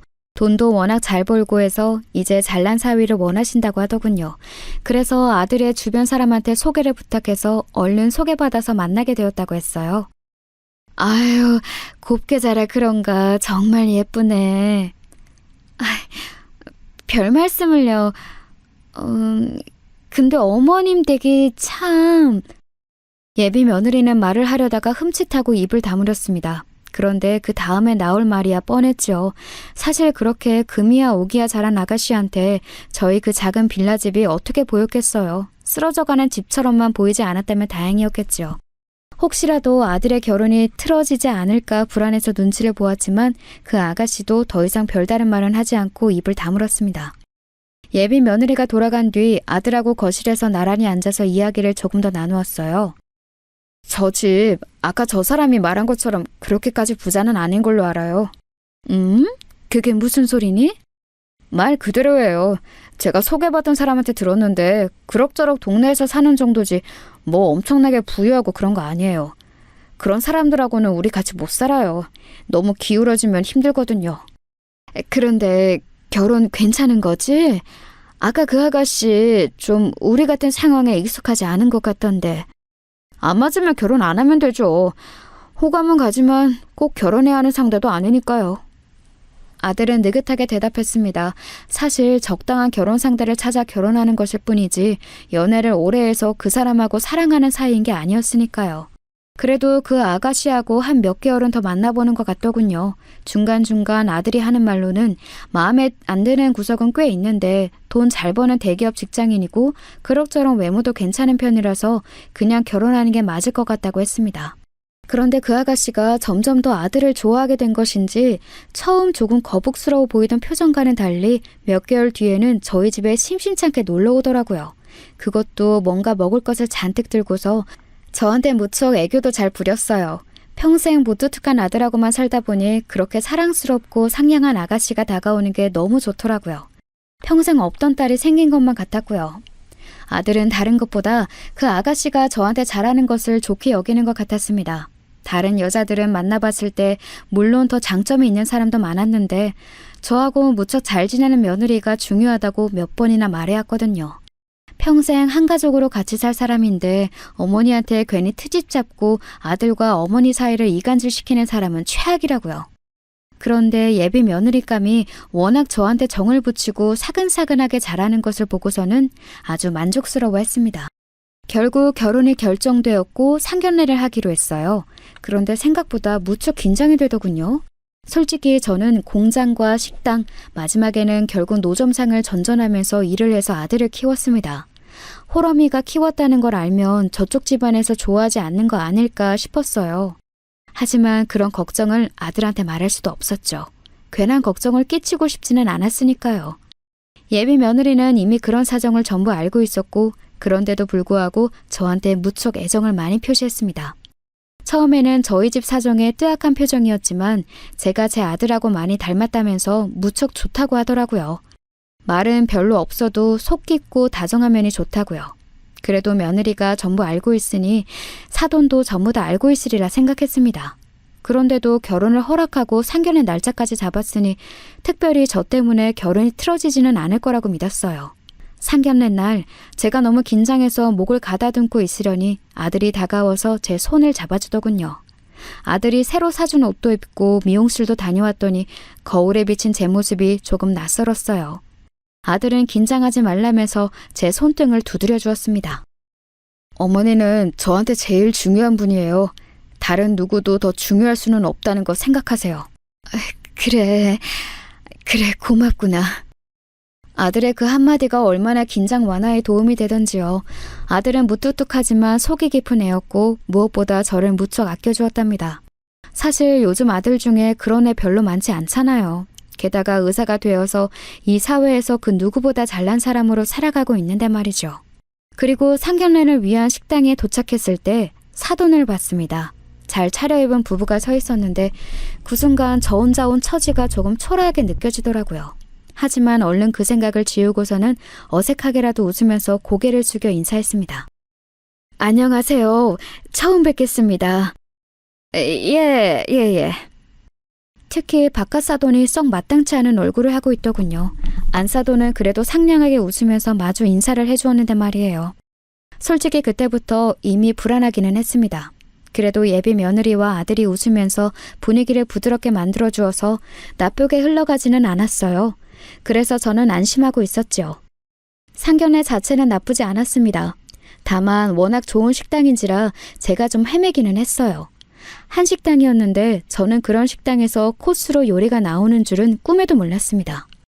아니, 누가 한식을 코스로 먹는다고 생각을 하나요? 솔직히 저는 그저 국밥이나 이런 것만 주로 먹었고 한식도 백반집이 최대였거든요. 그러니 그렇게 코스로 계속 끊이지 않고 나오는 한식은 상상도 못한 게 당연했습니다. 굉장히 비싼 집인 것 같았어요. 그래서 제가 중간에 불평을 좀 했거든요. 아유, 나오려면 한꺼번에 나오지. 이렇게 찔떡찔떡 나오는 것도 처음이네요. 비싼 집인데 뭐 이렇담? 아, 요새 고급 한식당들은 많이 이렇더라고요. 입에 안 맞으세요? 저희가 고른 집인데. 어머, 아니에요. 맛이 있는데 이렇게 코스 요리로 나올 줄은 제가 몰랐어서요. 사부인, 맛있어요. 맛있어. 사돈댁에서 골랐다는 말에 정말 크게 당황이 되더라고요. 저는 맛있다고 말하면서 연신 코스 초반부터 음식을 입에 쑤셔넣다시피 했고 좀 많이 흘리기도 했습니다. 그리고 초반에 너무 많이 먹어서 후반부 코스 요리를 젓가락도 대지 못하고 죄다 남기다시피 할 수밖에 없었어요. 그런 식당에 익숙하지를 않아서 생긴 일이었지요. 제가 허둥거리고 있다는 건 저 스스로도 너무 잘 느껴져서 스스로가 수치스러웠습니다. 혹시라도 아들이 저를 부끄러워할까봐 가슴이 두근거리더군요. 사돈댁도 그렇지만 아들이 불쾌해지지 않았으면 했습니다. 하지만 아들은 얼굴빛 변화 없이 여전히 저한테 맛있는 음식을 밀어주면서 천천히 먹으라고 해주었어요. 그 말 자체가 너무 고맙기도 하고 아들의 저 든든함이 믿음직스럽기도 했습니다. 예비 며느리는 조금 안절부절 못했지만 딱히 저를 탓하는 듯한 눈빛은 아니었고요. 다만 바깥 사돈은 굉장히 노골적으로 못마땅한 표정을 하고 있었어요. 뭔가 제가 마음에 안 드는 듯한 눈빛이었죠. 그래서 제가 딸애한테 듣기로는 사부인께서 혼자 아들을 키우셨다고요? 네, 남편이 애 1살 때 돌아가셔서요. 저 혼자 키웠습니다. 그럼 어떤 일을 하면서 키우셨는지? 네? 노점상도 했고요. 공장도 다녔고, 식당에서도 일하고. 솔직히 거기서 적당히 둘러댔어야 했는데 갑자기 그런 질문을 받으니까 도무지 말이 안 나오더라고요. 그래서 그냥 나오는 대로 짓거리다 보니 속이지도 못하고 그냥 있는 그대로 말을 하게 되었습니다. 바깥 사돈은 질겁한 표정이 되었고 예비 며느리는 조금 당황한 눈치였지요. 혹시 나에 대해서 사돈 어른한테 말을 안 해놓은 건가 초조해졌어요. 이렇게 되면 제가 중간에서 어떻게 행동해야 할지 잘 알 수가 없었거든요. 하지만 더 이상 바깥 사돈이 저한테 탈을 잡지는 않았고 다소 조용한 가운데 식사가 끝났습니다. 그래도 안 사돈은 여전히 상냥한 표정이어서 나의 존재가 아들의 결혼에 걸림돌이 되지는 않겠구나 안심하고 있었어요. 바깥 사돈도 아주 나쁜 표정은 아니었고요. 하지만 식사가 끝나고 막 일어나던 참에 바깥 사돈이 말을 꺼내더군요. 저 사부인 부탁이 있습니다. 네, 말씀하세요. 부탁이 있다고 하는데 벌써 말투가 고압적이더라고요. 대체 무슨 소리를 할지 모르겠어서 제가 긴장하고 쳐다봤는데 바깥 사돈은 한심하다는 듯한 눈빛으로 저를 바라보고 있더군요. 아들을 위해서라도 결혼식은 참석하지 않으시는 게 낫겠습니다. 네? 그게 무슨... 우리 사위가 의사라서 온통 비슷한 급의 사람들만 하객으로 올 텐데 그리고 저희 쪽 하객도 전부 사업가들인데 솔직히 좀 급이 안 맞지 않나요? 어머니시니까 더 잘 아시고 잘 느끼실 거 아닙니까? 박하사돈은 당연하다는 투로 말했습니다. 순간 상견례장이 조용해졌어요. 안사돈도 예비 며느리도 너무 당황해서 말을 꺼내지 못하고 있는 거였죠. 노점상 하시며 아들 홀로 키운 것은 대단한 일입니다만 그럴수록 아들 체면도 생각해 주시면 좋겠습니다. 저희 쪽 체면도 그렇고요. 저희는 엄연히 사업가 집안이고 아드님은 의사 아닙니까? 하늘이 노랗고 아득해지더군요. 세상에 제가 가난하게는 살았어도 부끄럽게 살지는 않았는데 이런 식의 대우를 받게 되는구나 하고요. 정말 어질어질했어요. 아들도 얼굴이 굳었고 며느리도 기함을 하는 눈치였죠. 안사돈이 펄펄 뛰기 시작했습니다. 예비 며느리는 어지러운 듯 머리에 손을 대고서 말을 더듬었고요. 여보, 무슨 말 같지도 않은 소리예요. 아버지, 그게 무슨 말씀... 아니 세상에... 왜? 맞지? 노점상이면 우리하고 안 맞는 건 맞잖아. 어디 시장 구석에서 결혼할 것도 아니고 격이 너무 떨어지지. 김서방, 자네도 이제 의사니까 사회적인 체면을 생각한다면. 그리고 다음 순간 짝 하는 소리와 함께 박하사돈의 얼굴이 돌아갔습니다. 저도 안사돈도 예비 며느리도 너무 놀라서 아들과 박하사돈만을 바라보고 있었어요. 눈앞에 벌어진 일이 믿을 수가 없었죠. 박하사돈은 제대로 뺨을 맞고서 눈만 껌뻑이면서 아들을 바라봤습니다. 뺨을 올려붙인 아들은 무표정한 얼굴로 박하사돈을 내려다보았어요. 키가 크고 체격도 좋은 아들은 힘도 셌기 때문에 박하사돈 얼굴이 시뻘갰습니다. 안사돈도 예비 며느리도 놀라서 각자 달라붙었어요. 안사돈은 박하사돈을 뒤로 끌어당겼고 예비 며느리는 아들을 잡아당겼습니다. 저도 놀라서 멍청히 있다가 급히 달려가 아들을 끌어안았죠. 아, 얘, 너 뭐 하는 거야? 무슨 짓이니? 무슨 짓인지는 저 사람한테 물어야죠. 어머니한테 지금 뭐라고 한 거지, 당신? 아들은 무표정한 얼굴로 박하사돈을 노려보았습니다. 박하사돈도 그제야 상황 파악이 되고 무서운지 겁을 먹은 표정으로 뒤로 물러나더라고요. 안사돈도 박하사돈 얼굴을 막 살폈고 예비 며느리는 아들 앞을 가로막은 채로 소리를 질렀습니다. 아버지, 대체 무슨 말씀을 하신 거예요? 결혼식에 어머니 모시지 말라뇨. 하지만 우리 친척들도 내 사업 손님들도 올 건데. 내가 이 양반 사고 칠 줄은 알았지만 아휴. 안사돈은 머리가 아프다는 듯이 한숨을 쉬었습니다. 예비 며느리는 그래도 아버지라고 걱정이 되는지 박하사돈한테 가서 뭔가 말한 뒤 안사돈한테 모시고 나가라고 손짓을 했어요. 얼이 빠진 박하사돈은 겁을 먹어서 아들의 눈도 마주치지 못하고 주춤주춤 나가더라고요. 나가면서도 안사돈이 조용한 목소리로 계속해서 싫은 소리를 마구 쏟아내는 것이 들려왔습니다. 평상시 안사돈한테 잡혀 사는 모양인데 왜 저런 소리를 했는지 알 도리가 없더라고요. 솔직히 상처가 아니었다면 거짓말이죠. 하지만 그렇다고 해서 아들이 이 일로 뭔가 곤란해지기를 바라지는 않았어요. 어쨌든 상대를 때린 거니까 법적으로 고소가 들어올 수도 있고 그렇지 않나요? 그래서 저는 아들 손을 잡고서 꾸중을 했습니다. 너 누가 그렇게 함부로 손을 올리래? 이 애미가 그렇게 가르쳤니? 아니요, 물론 아닙니다, 어머니. 그런데 저 말씀은 제가 그냥 지나칠 수가 없었어요. 그래요, 어머님. 저희 아버지가 1000번 만번 잘못하신 거예요. 제가 대신 사과드릴게요.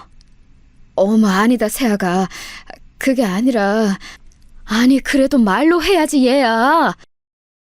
예비 며느리가 고개 숙여서 사과하고 아들이 여전히 화가 나 있는 상황이 당황스럽더군요.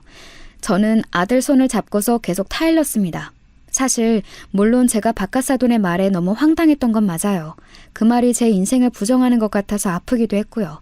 하지만 그렇다고 사람이 말로 상대를 설득하고 화를 내야 하는 것이지 손이 올라가면 안 되는 거잖아요. 물론 아들 입장에서는 어머니를 모욕하는 상대를 견딜 수 없었던 것인지도 모르겠지만요. 너 꼭 사과해야 해. 새아가한테도 사과하고 장인어른한테도 사과하고 물리적으로 힘쓰면 안 되는 거야. 알겠어? 네, 어머니. 제가 한참이나 설득하자 입을 다물고 있던 아들이 결국 고개를 끄덕였습니다. 예비 며느리는 손을 저으면서 당황했죠. 아니에요, 어머님. 저는 괜찮아요. 정말 이해해요. 아니다. 네 아버지인데 그럼 쓰겠니? 아들은 말없이 예비 며느리의 손을 잡고서 고개를 숙여서 미안함을 표시했습니다. 바로 바깥 사돈을 쫓아가 사과하라고 하고 싶었지만 양쪽 다 감정이 격해져 있을 것 같아서 그냥 그날은 함께 집으로 돌아왔어요. 예비 며느리도 같이 가자면서 저희 뒤를 쫓아와서 그날은 저희 집에서 같이 잤습니다. 딸이 생긴 것 같고 나쁘지 않더라고요. 혹시라도 사돈댁에서 노여워서 법적으로 절차를 받는다고 하면 어쩌나 걱정은 되었습니다. 하지만 저희 며느리가 그래도 아들 편을 들어주어서 다행이었어요. 끝까지 자기 아버지가 잘못했다면서 사과를 하면서 몸둘 바를 몰라 했으니까요. 아들도 계속해서 어머니를 모욕한 건 그대로 둘 수 없었다고 잘라 말했습니다.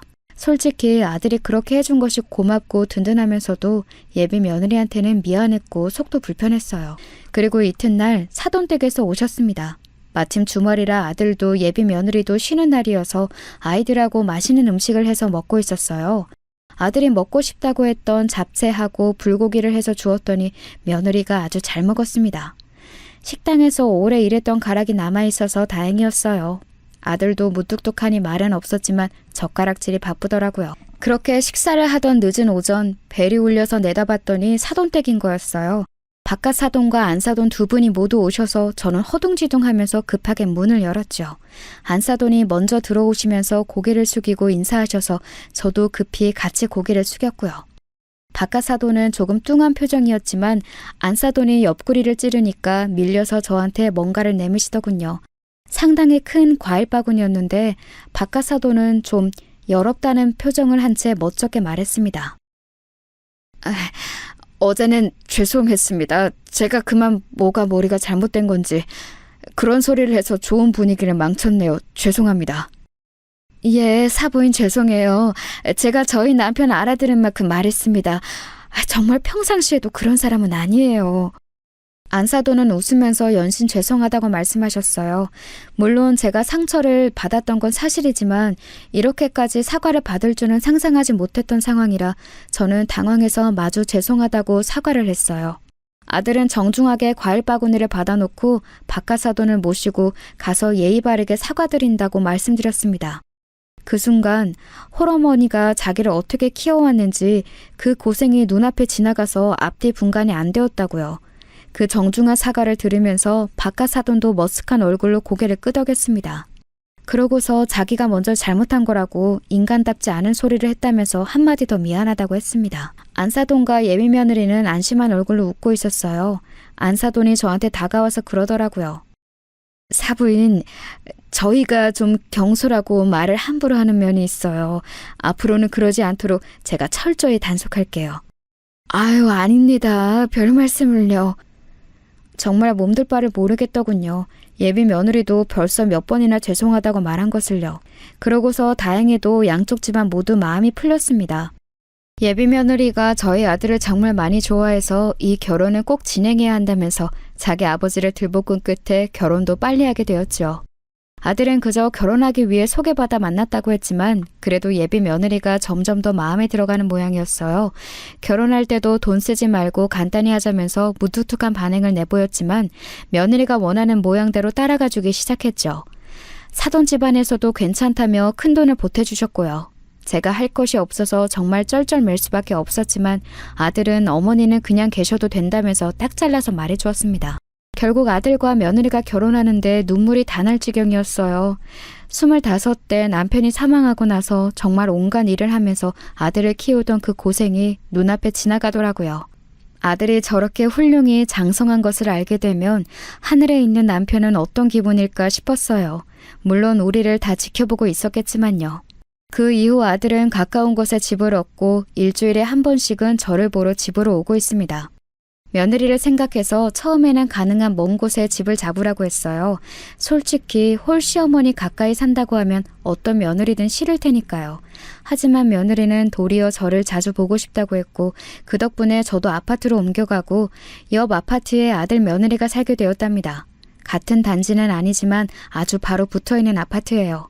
바깥 사돈은 제게 아이들 결혼 전 실언했던 것이 무척 걸리는지 명절이나 제 생일에 잊지 않고 선물을 보내오고 있고 안사돈은 자주 오셔서 친구처럼 친하게 지내고 있어요.